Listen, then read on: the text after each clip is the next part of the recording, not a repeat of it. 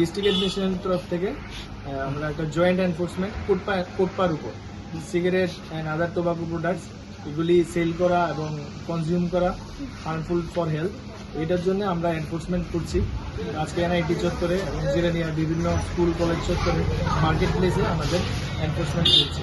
During enforcement আমরা যদি কাউকে পাবলিক প্লেসে স্মোকিং করতে দেখি তাহলে স্পট ফাইন করা হয় এবং যেই দোকান 100 গজের মধ্যে পড়ছে স্কুল কলেজে ওইসব দোকানে সেলিং ব্যান্ড, তো ওইখানে সেল করলে আমরা সিজার করছি, স্পট ফাইন করছি। আজকে কয়টা জায়গা ডেট করো? আজকে আমরা মেইন টার্গেট হলো জিরানিয়া সাব ডিভিশন, বিভিন্ন জায়গাতে র্যান্ডম বেসিস আমরা বিভিন্ন জায়গায় যাই। আপনার পরিচয়?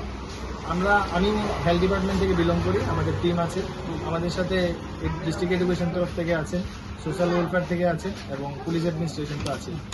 যেটা 1000 টাকা করে যেটা ফাইনগুলি নিতেছেন, এটি পরবর্তী সময় কিভাবে 1000 টাকার ফাইন অ্যামাউন্টটা কি হবে?